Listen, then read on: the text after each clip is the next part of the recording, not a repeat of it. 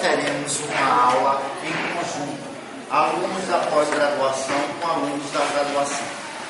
Qual é o objetivo? O objetivo foi convidar a professora Vera Tangari. É um sobrenome calabrês, ele é preparado assim. Tangari. E a vir apresentar para nós os planos e projetos que foram feitos para o Porto do Rio, um projeto chamado Porto Maravilha. No âmbito das discussões, que esses grandes projetos que estão de uma forma ou outra atrelados à Copa e às Olimpíadas que vai acontecer no Rio. Agradeço a professora pela disponibilidade de vir fazer essa palestra para nós e espero que todos aproveitem bastante. Está passando uma lista de presença da palestra. Então, pediria que vocês assinassem a mesma. A professora Vera é professora titular do curso de graduação e pós-graduação da UFRJ, o PROAC. Ela está, no momento, desenvolvendo o pós-doutorado dela no âmbito do pós-UB, nosso programa de pós-graduação, e esteve ativamente ligada à elaboração desses projetos para o Porto no seu primeiro momento, no seu primeiro estágio. Então, espero que todos aproveitem. É isso.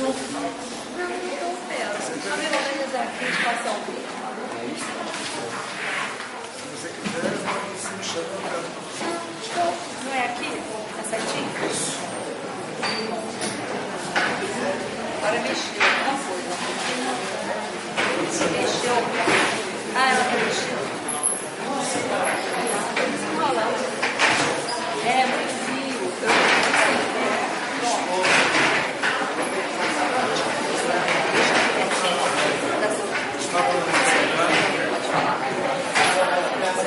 Deixa eu só sentar no mundo oficial.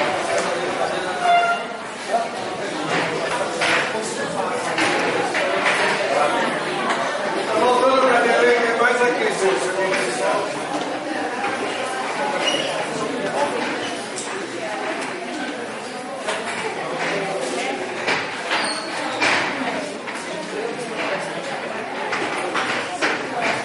Pronto, todo mundo localizado. Deixa eu fechar aqui porque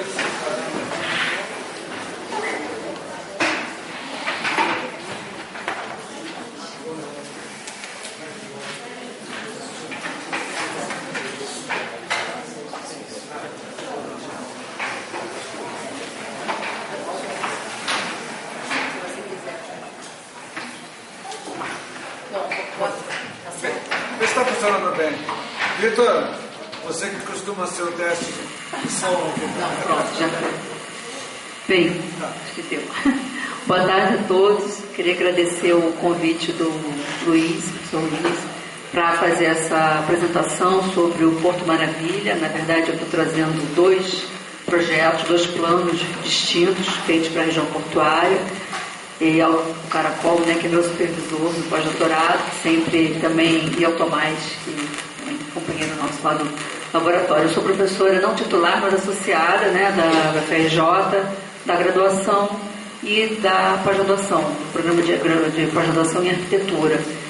E quando recebi esse convite, cada convite que a gente tem desses é interessante porque nos obriga a estudar, né, reestudar pontos já discutidos anteriormente e rever trabalhos realizados e também aprender mais um pouco sobre projetos que ainda não tinha elaborado. Ou seja, não adianta, a gente se forma, continua, né, mais de 30 anos e continuamos sempre estudando e é isso mesmo, acho que faz parte do processo e nos faz refletir sobre esses acontecimentos, os eventos urbanos que estão acontecendo no Rio. E a gente acaba ficando, poxa, sentindo um pouco mais velha também, de imaginar que a gente já acompanhou tantos processos na cidade, mas também nos permite poder comparar esses processos. Então eu trouxe aqui, na verdade, o Porto e a Cidade, né, que é o tema da palestra, planos e projetos. Acho que exatamente tem essa diferença de distinção entre plano e projeto, né, para a área portuária, e eu trouxe, na verdade, 2 momentos, né, da região portuária do Rio, em que foram realizados 2 planos. Um plano em 2003, para o Porto do Rio, feito no âmbito da Prefeitura, né, dos técnicos da Secretaria de Urbanismo, e o atual, Porto Maravilha, que é o que mais conhecido, que está em fase de implantação, que na verdade é fruto de uma parceria público-privada, com com um aval da Prefeitura, mas sendo desenvolvido por uma companhia privada, que é a Companhia de Desenvolvimento do Porto, da Zona do Porto. Então, na verdade, são gestões completamente distintas também. Eu sei que tem aqui alunos da graduação, alunos da pós-graduação, então alguns assuntos vão ficar mais interessantes, né, enfim, para uns ou para outros, mas eu não faço distinção, acho que todos vocês estão aptos a pensar a cidade. Eu acho que é isso. Meus bolsistas, na reunião semana passada, me cobravam muito dos próximos projetos de pesquisa que a gente vai desenvolver, e eles querem que a gente começar a fazer uma reflexão mais crítica sobre a cidade que queremos, né? Que nós estamos vendo ser produzida e que de fato a gente quer. Então acho que é um desafio da graduação e é esse desafio que eu procuro responder.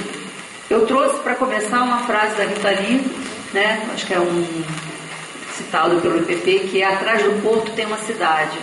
Então acho que a gente tem que estar com essa frase sempre na nossa cabeça, enquanto a gente vê esses investimentos tão pesados, né, em projetos complexos, projetos sofisticados, hoje projetos arquitetônicos também de arquitetos bastante importantes, né, no mundo, mas imaginar que atrás disso tem uma cidade que vive, que tem outras demandas, com pessoas que têm outras necessidades e que nem sempre são ouvidas, né, pelo menos na medida do que seria importante ser. Localização, né? Então, atrás do porto tem uma cidade, que cidade é essa, né? Então, estou trazendo a localização. Esse é o município do Rio de Janeiro, um município totalmente urbano, e em quadrado vermelho, né, está exatamente a localização da região portuária, imaginando que a cidade ali começou. O começo, o início, a razão de ser do Rio de Janeiro foi o porto, como foi São Vicente, Santos, enfim. É a mesma razão. Escoamento de produção para a matriz colonial, né, no caso de Portugal. Então, assim, como essa origem foi cristalizada ali, e que com o passar do tempo a gente vai ver outras demandas surgiram e como se desenvolveu. Uma ortofoto da região portuária hoje, ou seja, 2012, né, quase tão recente assim. E a gente consegue perceber pelo desenho e pelo tecido urbano que se apresenta, né, hoje cristalizado, a gente consegue enxergar, não sei se vocês estão vendo também, assim, né, uma diferença muito grande na tessitura, na granulometria desse tecido urbano, na relação que existe numa área que seria a área continental, uma área que existia antes, e a área aterrada. A gente vai ver então como é que se dá essa diferença. E é interessante colocar que a área ganha aterro, né? Ou seja, a área aterrada é um solo criado. E a gente vai ver uma das grandes questões que existem nessa situação quem é dono do solo. Esse solo não existia, pertencia ao mar, né? Então a gente vê que um dos entraves do desenvolvimento da região portuária foi também a situação fundiária, né? Planos de propriedade da terra. Bem, trazer um pouquinho da história dessa área, qualquer área que a gente vai, qualquer região, qualquer estudo, qualquer recorte de bairro que a gente vai estudar, a gente tem que ver o que foi, né? Então essa é uma planta de 1890, planta da cidade do Rio, dos subúrbios, né? Os subúrbios terminavam aqui, né? O que hoje é Tijuca, Zona Norte, Copacabana, nos subúrbios. Só para a situação, né? Desculpem, só os nortes vão variar um pouquinho, porque as plantas trazem nortes em escalas diferentes, Mas o importante enxergar aqui é o Presidente Vargas, não sei se vocês conhecem a cidade, a Zona Sul, para essa região, para Copacabana, né, e centro. É interessante observar qual era o recorte do litoral dessa região, ou seja, qual era o suporte físico ou geobiofísico dessa região antes dela ser ocupada, porque isso vai ditar uma série de situações que virão depois, os problemas e também os potenciais. A gente vai enxergar que o porto era um litoral muito recortado, cheio composto por o que a gente chama de sacos pequenos, sacos grandes, enseadas. Então são esses recortes, essas pequenas baías que conformavam essa situação, é um tipo específico de orla. E o que existia também naquele momento, isso já é final do século XIX, ou seja, o porto já tinha crescido, já escoava aí não apenas açúcar, mas principalmente agora café, uma ligação forte com toda a região produtora de café a norte e a sul. E o que é interessante que era também a gestão dessa exportação e importação de produtos, já era uma gestão também privada. Então a gente voltou à origem, né? Por quê? Porque nessa orla, esses pequenos trapiches, né? São pequenos portos, pequenos trapiches, que eram, na verdade, propriedade das companhias que faziam a exportação e importação de produtos, né? Escravos, sal, depois açúcar, café, enfim. Então, na verdade, tinha um desenho muito recortado. Esse desenho atendia às companhias, às empresas que faziam essa produção. Não havia uma gestão unificadora do porto, né?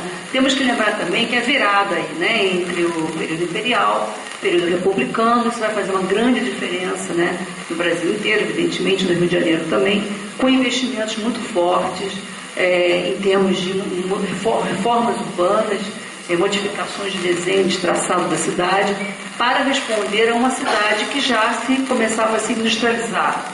Então passava de um plano econômico inicial de exportação para um plano econômico de produção industrial, enfim. Eu estou um pouquinho.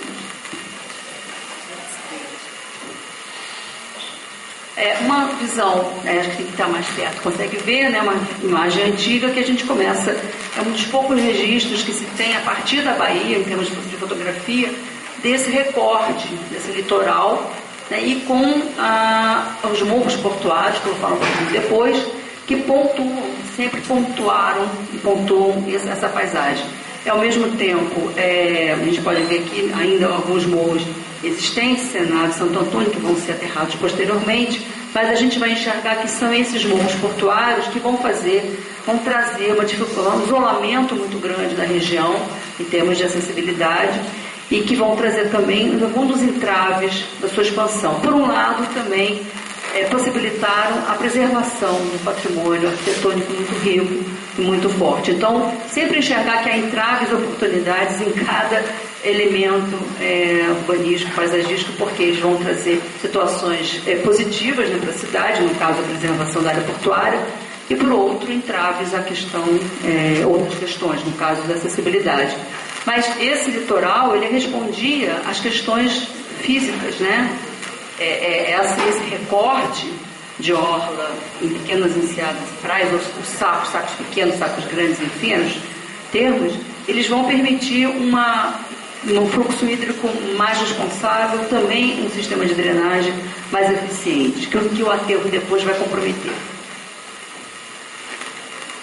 São croquis que a gente começou a fazer para analisar, o norte está para baixo, desculpem se eu esqueci de fazer a introdução, mas para começar a sintetizar os principais elementos da paisagem, são croquis meus, enfim, que eu tinha que entender uma região que eu não conhecia muito lá em início de 2000, 2001, 2002, enfim, quando a gente começou a fazer propostas para a área portuária, até porque a minha região de estudo sempre foi na Zona Norte, nas zonas mais periféricas. Então era a primeira vez que eu estava entrando numa área central. Então, principalmente os grandes eixos, aqui de novo a Avenida Presidente Vargas, né?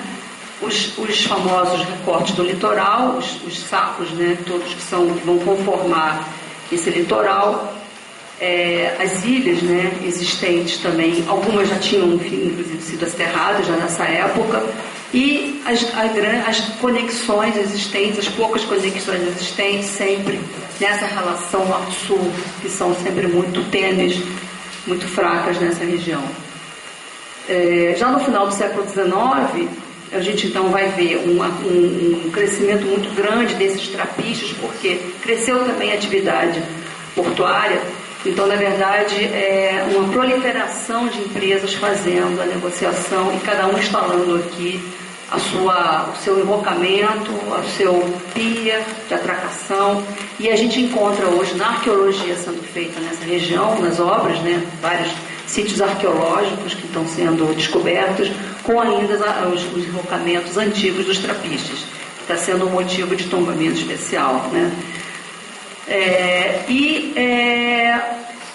A ferrovia, né, sendo implantada aqui, a ferrovia vai se unificar então ao porto, né, e essa relação porto-ferrovia vai ser um dos responsáveis pela ocupação dessa região e por algumas das áreas, grandes áreas que ficaram, digamos assim, a serem reutilizadas, então, em processo de reutilização. Se vocês tiverem alguma pergunta, posso falar no final, mas se tiver alguma dúvida, quiser tirar também ao longo, a gente vai conversando. No final, início do século XX, exatamente na gestão do Pereira Passos, do prefeito Pereira Passos, que foi um gestor que interferiu bastante na parte de desenho urbano, muito à moda assim, europeia, né, de Haussmann em Paris. Além de uma série de obras feitas na cidade, ele investiu no alinhamento do porto, na retificação do porto, no aterramento daqueles trapiches, daquelas ilhotas e uma nova linha de litoral, ganhando então a terra, né, ao mar, né, roubando do mar e ganhando uma superfície de terra extensiva aqui e com um desenho de porto que a gente vai ver daqui a pouco, alinhado em paralelo à linha do litoral.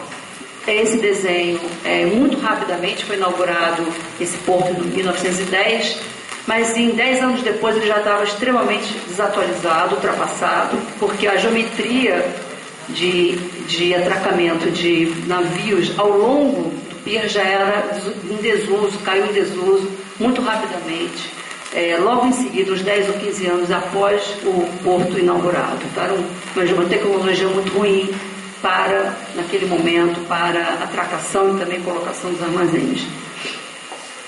O tecido, né? Enfim, outras vias foram abertas, mas sempre um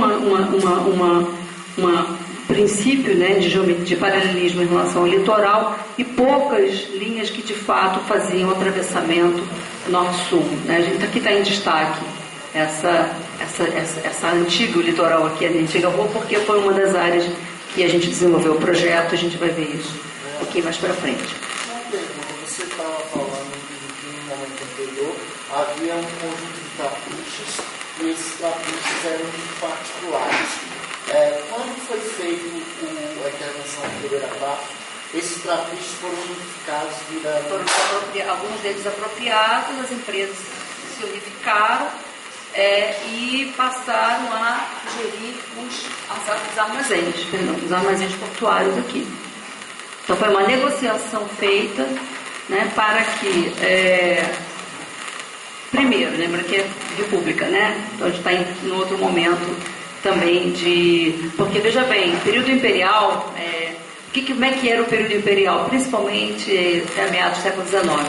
O imperador mandava o amigo do imperador, né? Era assim, o amigo do rei, amigo do imperador, o primo, o sobrinho, ganhava as concessões, né? Isso muda com a República. Então, na verdade, você vai ter uma gestão muito unificadora, que é do Pereira Passos. Ele é bastante centralizador, no sentido como gestor, e vai fazer uma série de intervenções, e ele faz exatamente esse projeto aqui, que é o realinhamento e retirada dos trapiches, uma negociação de desapropriação e também de gestão comercial dos armazéns, que são esses retângulos brancos, são os armazéns hoje ainda visíveis lá. Então, parte do poder privado para o poder público. E eu estou brincando que hoje nós voltamos de novo ao poder privado. Então é uma volta de gestão. Cada 100 anos muda. Essa só é um projeto, exatamente, essa planta é de 1905, uma planta do prefeito, a administração do Pereira Passos. É interessante porque já aparecem aqui todas as vias em laranja, são os logradouros e as vias novas que foram implantadas naquele momento. Então, trazendo aqui as vias radiais, né? Isso aqui é a Praça da Cruz Vermelha, na área central, bairro de Fátima, trazendo também a Avenida Beira-Mar, que esse é exatamente o eixo principal que vai levar à expansão na zona sul da cidade, né? A cidade, por muitos anos, ela era concentrada exatamente nesta região daqui, um pouco subido para Santa Teresa, mas é uma cidade bastante concentrada entre os morros, que a gente chama de morros centrais, e os morros portuários. Então, na verdade, essa linha, como eu comentei, esse desenho de porto, ele rapidamente entrou em cada porto, né? Quer dizer, não funcionava mais muito bem, pelo calado, né? Você vai ter que se aproximar muito o navio tem que se aproximar muito do pier para atracar. O calado na Baía da Guanabara, né? Tem um assoreamento muito grande e você limita muito a tonelagem dos navios. Então, muito rápido, infelizmente, ele já não tinha mais, quer dizer, ele continuou funcionando, hoje ainda tem alguns armazéns funcionando, mas era um desenho, uma tecnologia já que foi ultrapassada. Essa é uma imagem da imagem civil, um livro belíssimo de fotos da aviação civil, né? E que tem registros que ninguém tinha até então, e mostram que claramente essa rua aqui, a atual rua Santo Cristo, né, que essa igreja de Santo Cristo, esse é o lar de Santo Cristo, mostra aqui, de fato interessante, é exatamente essa linha que era a linha do antigo litoral. Então, essa rua, Pedro Alves de Santo Cristo, um sistema, essas vias são as vias limítrofes entre os morros e a parte aterrada, elas definem claramente o litoral, o antigo litoral. Para os gestores de preservação, e esse plano que foi feito em 2003 tinha uma forte conotação de preservação cultural, enfim, essa linha é definidora. Então, ela vai trazer uma série de diretrizes para que sejam sempre os projetos todos que foram realizados contemplassem e valorizassem tanto o nível de iluminação pública, a arborização, enfim. Mais interessante para a gente ver é exatamente que sobraram alguns trapiches. Então, essas edificações aqui que a gente vê, exatamente, seriam acompanhando aqueles antigos piers, né, que seriam os trapiches, e alguns armazéns que ainda foram preservados, que permaneceram desde então. É importante também ver aquilo que eu falei da granulometria do tecido, a tessitura muito distinta, né, entre esses lotes, né, de lotes estreitos e compridos, com arquiteturas sobrados, 2 a 3 pavimentos, e o traçado que vai ser feito aqui na área aterrada é de grandes quadras, na verdade, de maiores dimensões, lotes de maiores dimensões também, que vão gerar tipos edilícios muito distintos. Então, assim, é interessante ver, enxergar, né, o parcelamento junto, né, e como isso vai mostrar não apenas a forma de ocupação, mas também a maneira como as pessoas se relacionam com essas vias, com esses logradouros e com essas edificações. E é interessante ver exatamente os trapiches que ficaram, alguns estão lá preservados, que foram tombados, enfim, e estão lá como um marco, e hoje nós estamos descobrindo nas janelas arqueológicas que a gente fala, né, sobre os projetos atuais do porto, os vários antigos cercamentos, enrocamentos dos trapiches originais. Bem, introduzindo um pouco a área, né, só para se entender assim, em que local estamos, eu vou mostrar então esse primeiro plano consolidado, quer dizer, nós tivemos Pereira Passos, né? Pereira Passos, na verdade, foi mais focado no desenho, no realinhamento, na retificação do porto. O que eu digo que trouxe um grande impacto, é só voltar um pouquinho aqui para trás, porque, na verdade, você tinha uma linha de drenagem que terminava exatamente junto aos morros. Essa linha de drenagem, quando você faz o aterramento, você vai soltar essa drenagem 100, 150, 200 metros adiante, numa região muito plana, ou seja, essa região é foco de constantes alagamentos. Drenagem é um dos quesitos, aliás, na cidade toda, né? Mas daí, com certeza. Bem, o plano do Porto. O plano do Porto, então, por que eu trago? Eu falo um pouquinho de Pereira Passos, focado mais no desenho. O plano foi um plano elaborado em 2002, 2003. Eu tenho uma série de publicações aqui, depois se quiserem dar uma olhada. Foram publicadas, a prefeitura nesse período publicava tudo que era feito, então era muito interessante, a gente tinha acesso. Né? Houve um seminário também em 2003, é bem interessante depois, se vocês quiserem ver também. Eram apresentados os projetos, tanto os projetos urbanísticos pelos escritórios, quanto os projetos importantes arquitetônicos, no caso do João Novel, que fez o projeto do Museu Guggenheim, depois substituído pelo do Calatrava. Mas por que eu trago? Porque era um plano coeso, feito internamente pela prefeitura da cidade, pelos técnicos da prefeitura da cidade, eu coloquei aqui os nomes, né? Pela diretoria de urbanismo, pelo Instituto de Urbanismo Pereira Passos, que era um centro muito forte de referência para projetos urbanísticos, era uma tradição que a cidade já tinha em desenvolver planos e projetos urbanísticos, e o IPP, né, a gente chama de IPP, ele desenvolveu e aprofundou nesse período, principalmente nas gestões do César Maia. Depois a gente vai ter, então, a Secretaria vinculada à Secretaria Nacional de Urbanismo e a Prefeitura. Por que era interessante? Porque os técnicos desenvolveram o plano. A partir desse plano foram realizadas uma série de licitações de projetos, e os arquitetos que ganharam as licitações eram licitações públicas. Hoje não tem mais licitação no Rio de Janeiro, a gente não vê mais uma licitação pública acontecendo, mas eram licitações públicas em que os escritórios de arquitetura concorriam. Eram mais de 30 escritórios trabalhando ao mesmo tempo na mesma região.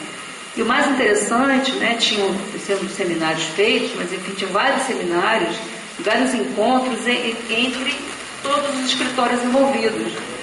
Então a gente olhava, conversava com um colega do lado, com um colega do outro lado. Não eram licitações de empreiteiros, eram licitações de escritórios de arquitetura. Alguns escritórios de gente muito jovem, que tinha acabado de se formar, montado seu escritório, ganhado a licitação, ou em parceria com outro escritório mais tempo. Então eram muitos arquitetos pensando a cidade ali no mesmo tempo e dialogando uns com os outros. Por que dialogando uns com os outros? Porque como existia um plano, eu vou falar um pouquinho do plano, a gente obedeceu o plano. Então a gente não fazia o projeto que queria da cabeça da gente, como a gente queria. Não, a gente tinha que enxergar o que os técnicos queriam, quais eram os grandes preceitos e diretrizes, lembrando que é uma área de preservação, eram morros históricos, era uma área histórica. E tínhamos que discutir tudo, desde a espécie vegetal, passando pelo piso, pelo tipo de lixeira que a gente ia colocar, né? Ou seja, ou questões mais graves, que são questões de drenagem, de esgoto, de esgotamento sanitário, etc, etc. Mas havia uma discussão da cidade, né? E eu acho que isso foi muito específico e muito único nesse momento da cidade. Os técnicos da prefeitura eram técnicos parceiros, eles não estavam ali fiscalizando a gente, estavam ali desenvolvendo o projeto junto. Então, foi um momento muito feliz, eu creio, principalmente por essa integração entre escritórios, porque arquitetos são todos egos expandidos, né? Vamos combinar que os arquitetos têm um ego maior que lhes cabe. E conversar com um colega e tendo que abrir mão de determinados saltos de projeto para conciliar o melhor para a cidade, realmente foi uma lição muito grande que todos nós aprendemos. Mas vou falar um pouquinho do plano do Porto, porque vocês vão ver depois o Porto Maravilha, é uma profusão de informações. Ele tinha 4 conteúdos específicos e 5 focos. Então ele tratava objetivos, metas, parcerias e núcleos de interesse, deixando claro a priorização do plano, lembrando que planejar é também priorizar, você tem que estabelecer prioridades no plano, onde você vai atacar, quais são as prioridades, ou demandas sociais mais prementes, ou de infraestrutura, enfim. E definindo quem são seus parceiros também, e onde você quer chegar com esse plano. Então era um plano bastante, está aqui, depois se quiser dar uma olhada, tem uma das publicações, mas tem também no site da prefeitura que vocês também encontram, não tão marketing propagandístico quanto o Porto Maravilha, mas vocês vão encontrar alguma coisa assim.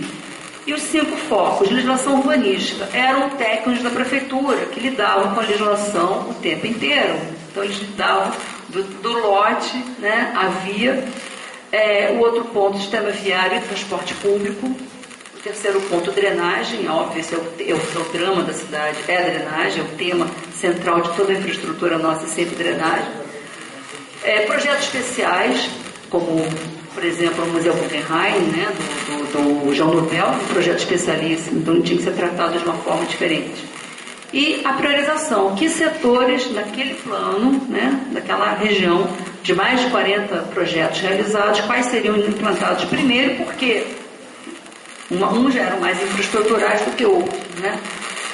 Então, eu trouxe alguns dos objetivos, eu quero que vocês comparem posteriormente, porque, veja bem, essa primeira parte da apresentação, eu montei com o que eu tinha da prefeitura e com a minha experiência própria de ter acompanhado 2, 3 anos esse projeto. A segunda parte é exatamente o que eu consegui oficial. Então, é um discurso oficial, discurso feito pela CEDURB, né, que é a companhia que desenvolve o Porto Maravilha.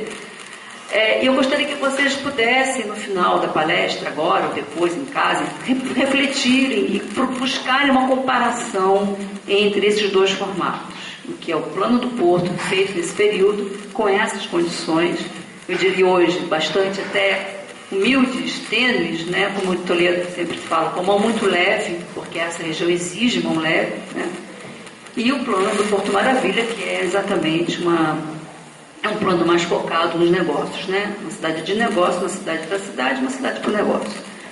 Então ele tinha que atrair investimento, valorizar o patrimônio cultural, estimular novos usos, melhorar o acesso aos bairros, inter e intrabairros, recuperar as condições ambientais, reforçar a vocação residencial, que já existe na região, e fomentar a economia local.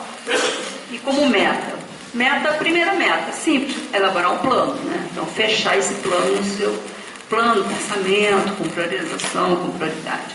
O outro segundo ponto é criar um grupo gestor, que eu acho de extrema importância, porque era o grupo que iria acompanhar a sociedade civil, prefeitura, né? E representações comunitárias e acompanhar o desenvolvimento do plano.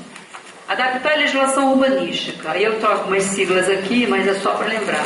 Por que acompanhar a legislação urbanística? Porque nesta área existe uma figura legal que se chama-se Área de Preservação do Ambiente Cultural, a PAC, uma figura de lei que protege não um imóvel, mas um ambiente, uma região inteira, um setor inteiro, porque o conjunto tem importância do ponto de vista cultural. Então, foi delimitado, decretado em 88, uma lei que define um perímetro e na qual os instrumentos deveriam ser de preservação. Sagas, que é a área exatamente de saúde Gamboa, é o perímetro dessa PAC. PAL no Rio de Janeiro, um projeto de alinhamento e loteamento, que define o alinhamento das vias e o zoneamento final. Então, a legislação completa nesses 3 setores, nessas 3 situações. Buscar instrumentos de fomento, tipo incentivo IPTU, ISS, ICMS, enfim. Estabelecer um novo sistema de hierarquia viária. Parcerias. Quais eram as parcerias elencadas naquele momento? Né? BNDES, Caixa Econômica, governos federal e estadual, gestões diferentes, agora o DEM, né? O César Maia era DEM, com o PT, com o MDB, ou seja, não se falava de maneira alguma, foi um dos entraves não ter sido implantado. Associações cooperativas locais, ONGs, voltadas para a área cultura e meio ambiente, e agências internacionais de desenvolvimento, que iam investir, tipo BID, etc. Bem, a partir daí, eles estabeleciam alguns núcleos de interesse. Depois, em seguida, veio o mapeamento, então eu vou indicar os pontos, exatamente para sempre vocês poderem fazer a comparação entre esse plano e o atual, e a gente poder, se vocês quiserem, conversar um pouquinho sobre isso. O primeiro, número 1, é o Pier e Praça Mauá, onde foi proposto naquele período o Museu Guggenheim do João Nouvel. O entorno da Avenida Barão de Tefé, uma avenida específica, onde já havia, era proposto um polo de tecnologia ali, porque já havia Xerox e outras empresas de tecnologia, onde seria também a central de mídia dos Jogos Olímpicos, que não mais será lá, né? Já foi descartado.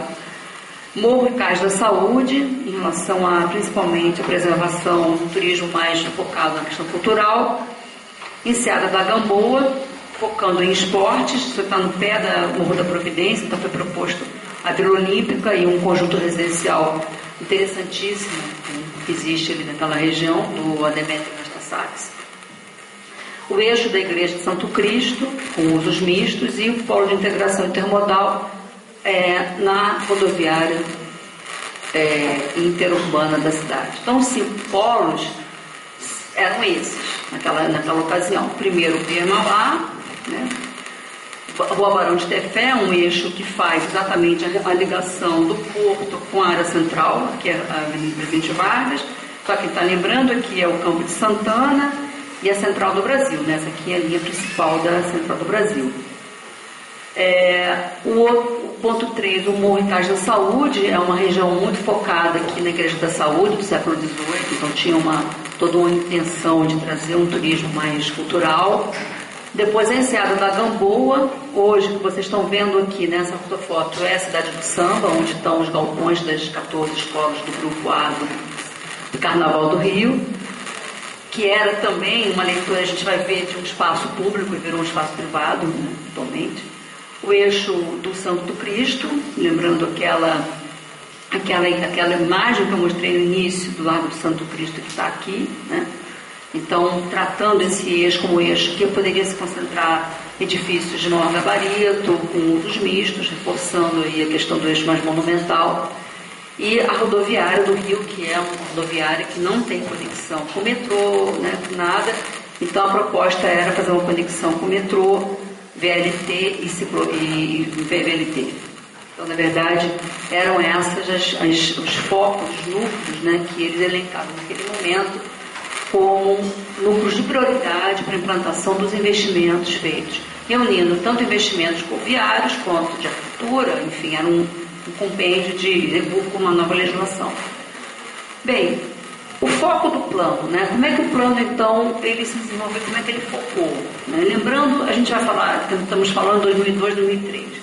Eu vou fazer depois, na passagem de um para outro, uma pequena lembrança do que aconteceu em 2008, é importante para a gente, muda a taxa Selic no Brasil e isso muda tudo, né, em termos de investimento. Então, eu vou falar um pouquinho desse dado financeiro. Mas, lembrando, então, naquele momento, os focos eram esses, eram os instrumentos que os técnicos tinham. Propor a legislação urbanística pensando principalmente no potencial de renovação urbana. Já enxergava um potencial grande com um novo traçado, novas quadras, novos lotes oferecidos ao mercado. O sistema viário de transporte com novas vias e novos sistemas de transporte. Quais seriam esses sistemas de transporte? Principalmente VLT e ciclovia, são os sistemas mais alternativos. Esses 4 elementos aqui do viário, a gente jogou que seriam os pontos mais fortes, também vão estar mapeados ali. A Avenida Perimetral, a gente vai ver uma via que hoje é uma via elevada, que já está demolida, então já não existe mais, né? Então, mas naquele momento era para preservar, a ideia era preservar a via como uma via de passagem, ela não teria conexão para baixo. A via binário, essa sim também já está implantada, a gente vai ver também, porque fazia uma conexão interbairros, resolvia um sistema de conexão bairro a bairro, a gente vai ver o desenho dela. Os eixos mais próximos ao morro, aquelas vias que eram as vias limites da antiga costa, devido à importância que elas tinham para a definição, não apenas como sistema viário, mas também definição do que seria a paisagem marítima no início do século, né, até o início do século. E por último, VLT e ciclovias, que seriam as alternativas aí a um sistema de transporte menos poluente, enfim.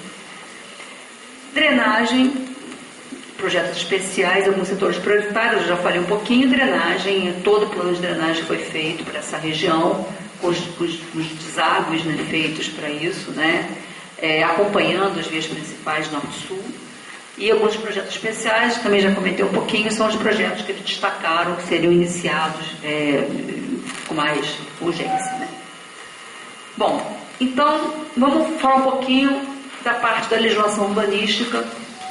E aí, eu cito aí esse mapa, depois quem quiser ver os originais também aqui, ele trata de uma questão que é o entrave, é bom que os alunos de graduação estejam aqui, porque alunos de graduação a gente também, né, arquiteto, vamos fazer acontecer. Aí a pergunta, quem é dono da terra? Quem é dono da terra? Para começar, tem que subir quem é dono da terra. Então, a situação fundiária dos imóveis, principalmente na área aterrada, porque aquela área criada, aquela área não existia, é de quem? Teoricamente é da União, mas não é bem assim. Então, esse mapa aqui vai mostrar, cada cor dessas aqui, são os donos. Então, começando por docas, que pertenciam aos armazéns portuários, né? A rede ferroviária, né, eu digo que já foi, né, suprimida, que fazia a relação com a Estação Central do Brasil aqui. Imóveis da União, do Estado, né, da concessionária de água, do município, empresas privadas, que é o Moinho Fluminense, é um moinho de trigo que ainda hoje está lá implantado e agora acabou de ser, enfim, esvaziado, são suas atividades, mas é um elemento bastante forte em termos, e portos, que é um sindicato portuário. Então, na verdade, a grande questão aí é como você negocia não vamos combinar com os alemães, a gente quer ganhar o jogo e tem que combinar com eles, entendeu? Era o problema aqui, né? Quer dizer, como é que você vai negociar com esse universo de gestor, de donos e proprietários de terra, alguns concessionários, outros não, para você fazer uma revitalização e uma proposta de novos usos, um novo traçado. Um dos entraves, no meu ver, nesse momento, foi exatamente aí, porque você tem que negociar com a União, né, com ente federativo federal, estadual e municipal e partidos, que naquele momento não era interessante que eles fossem conversassem. Hoje é mais interessante, então eles estão conversando. E aí eles definem aí, esse é também o desenho do plano, o potencial que os técnicos naquele momento viam de renovação. Então, o potencial com traçado de novas quadras, novos lotes. Toda essa cor aqui, azul petróleo, são novas quadras. Então, eles viam aí a possibilidade de um novo desenho, com novos alinhamentos, que estão em vermelhinho, são os alinhamentos, as edificações, principalmente resgatando a cidade mais tradicional, do alinhamento de quadra, né? Quadra, imóveis geminados, enfim, que é uma característica do Rio também.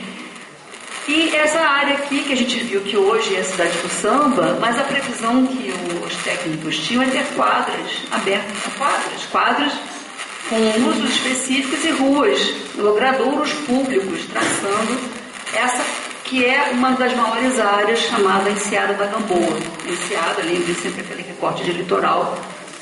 Esses dois imóveis aqui são armazéns antigos, onde havia exatamente fazer a conexão ferrovia-porto. Havia uma área de tocagem aqui, uma linha que vinha da estação ferroviária e ia direto para o porto, né? E aqui, cada dificuldade. O cor de laranja são todos os bens tombados, então existe muitos imóveis tombados, mas eles estão concentrados principalmente naquela região ali, mais à direita, né? E o que eles viam, a possibilidade de alteração. O que eu quero destacar aqui também, essa área tracejada em laranja, é aquela área de proteção do ambiente cultural, é a PAC, reunindo os bairros da saúde Gamboa, né? Então o nome em relação a isso, quer dizer, todo esse perímetro é uma PAC, então aí dentro tem leis especiais de preservação. Então hoje, mesmo com Porto Maravilha, a PAC é respeitada, é uma lei, né, de 88. E os morros portuários aqui, a gente vai ver depois, um croquis mais simplificado, o Morro do Pinto, Morro da Providência, Morro do Livramento, Morro da Conceição, Morro de São Bento, mais importante, Morro da Saúde, Morro da Gamboa, são os morros portuários responsáveis pela barreira entre o porto e a cidade. Então, quem barreirou a cidade e o porto foram os morros portuários por muitos e muitos anos. Por outro lado, também preservaram, porque é o ambiente cultural, uma grande, uma PAC muito extensa em termos de perímetro, né? Você poderia explicar um passeio central? Ah, tem outro desenho depois. A perimetral, ela estava passando aqui, né? Toda essa avenida, aqui essa faixa fica em torno de 100 metros aproximadamente. Naquele momento discutiu muito essa perimetral, porque levava-se em conta os projetos, principalmente de São Francisco e de Boston também. Uma diferença muito grande, que havia a possibilidade de fazer um Highline ou várias alternativas foram criadas por aí, mas essa faixa é muito pequena, muito estreita. Então ela não permite, de fato, um parque, ela não permite você lidar com uma faixa muito estreita entre a via, enfim. Mas o que se pensava naquele momento era abrir essas áreas aqui, abrir essa região daqui como realmente área pública, com praças aqui, você abrir essa frente marítima de fato. E preservar esses armazéns, são ainda armazéns portuários, eles funcionam ainda para o porto, grão, trigo, etc., né? Não grandes equipamentos, mas já são desatualizados. Hoje o porto de Enfermagem de Fado é o Porto do Caju, que funciona um pouquinho mais a norte, e o Porto de Itaguaí, que funciona em outro município. Esse porto economicamente ele já não tem mais assim, mas na verdade o dono da Docas não queria saber, né? Era dono da área, dono da bola, né? Quem joga o jogo sou eu. Então, no fundo, é essa avenida aqui, que naquela